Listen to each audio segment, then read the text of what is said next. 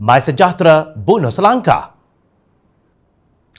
Siapa miliki akses data MySejahtera? Begitulah bunyinya soalan Datuk Seri Dr. Zulkifli Ahmad ketika memberi respons sebuah artikel yang ditulis Fazrin Kamal yang bertajuk Di Sebalik Aplikasi Selangkah, Kes Harian COVID-19 Selangor terus meningkat yang diterbitkan pada 3 Februari lalu di laman sesawang Malaysia Now. Aplikasi Selangkah ini dibangunkan dengan begitu mapan sehinggakan jejak kontak rapat hanya memerlukan tenaga kerja yang minimum dan membenarkan pengecaman individu yang terdedah dengan pantas supaya langkah pencegahan dapat dilaksanakan pada kadar segera. Kesemua data ini disimpan di Malaysia dan terjaga rapi. Hanya data, nama pengguna, nombor telefon dan lokasi pendaftaran sahaja yang direkodkan. Data-data ini dijamin keselamatannya dan hanya boleh diakses oleh pegawai kesihatan awam dan ejen Pasukan Petugas Khas Selangor untuk COVID-19 atau STFC. Pengguna juga boleh menarik balik data tersebut sekiranya perlu, kata Zulkifli dalam kenyataannya yang turut dikirimkan kepada Jom Channel. Menurut beliau, MySejahtera pula merupakan pangkalan data yang dibangunkan oleh Majlis Keselamatan Negara MKN dan pernah dilihat sebagai saingan kepada Selangkah. Zulkifli berkata dalam melaksanakan jejak kontak rapat, sistem MySejahtera tidak bergerak secara automatik sepenuhnya. Malah ia masih memerlukan penaikan taraf untuk menandingi Selangkah. Sehingga hari ini, lokasi penyimpanan data MySejahtera masih tidak dapat dikenal pasti. Bukan itu sahaja, pihak yang mempunyai akses terhadap data MySejahtera juga masih menjadi satu misteri, dakwa Zulkifli. Beliau berpendapat perkara tersebut tidak boleh dipandang enteng. Terdapat dakwaan berlaku penyalahgunaan data dengan penggunaan aplikasi MySejahtera. Selain itu, kita juga risau sekiranya data-data ini dijual kepada pihak ketiga dengan tujuan keuntungan. Bagaimanapun sehingga hari ini kerajaan Malaysia masih nampaknya menangani isu kebocoran data ini secara sambil lewa, tegasnya.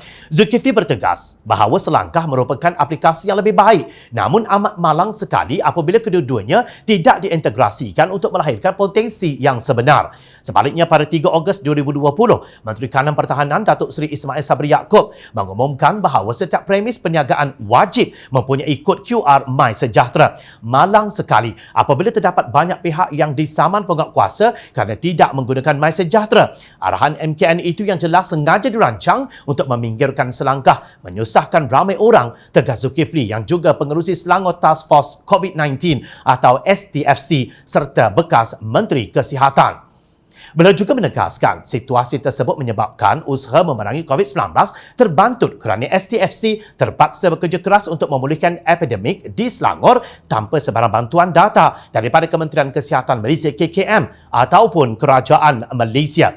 Dengan perkongsian data, STFC berjaya mengenal pasti dan mencari daerah-daerah yang berisiko tinggi dengan segera melakukan ujian, jejak, mengasingkan dan menyokong. Sebaliknya, pada 18 Ogos dan 2 September, MySejahtera diwajibkan untuk digunakan oleh semua pihak. Amat malang.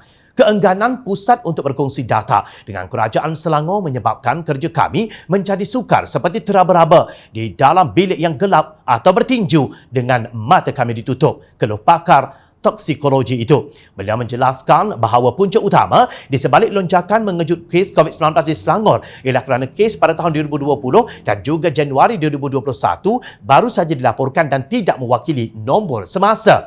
Perkara ini turut diakui oleh Ketua Pengarah Kesihatan Tan Sri Nur Hisham Abdullah. Beliau menyalahkan kelemahan sistem MySejahtera yang mengambil masa terlalu lama untuk mewajibkan pegawai kesihatan awam melaksanakan jejak kontak sehingga mengakibatkan tunggakan kes yang berbulan-bulan lamanya. Data-data yang diperoleh sudah pun bercampur aduk sehingga menyebabkan ia tidak lagi berguna untuk mencegah penularan wabak. Beliau menyeru Kerajaan Malaysia KKM dan juga Ketua Pengarah Kesihatan untuk berlaku jujur dalam isu ini. Laporan mestilah dilaporkan dengan telus bukan sahaja mengenai status tunggakan kes yang lepas dan semasa. Bahkan rakyat juga berhak dimaklumkan berkenaan status semasa kes di Malaysia. Beliau menyatakan entiti untuk operasi dan implementasi STFC ialah Selangor Task Force Operation yang terlibat langsung dalam pengoperasian program dan kerja seperti salingan komuniti tersasar.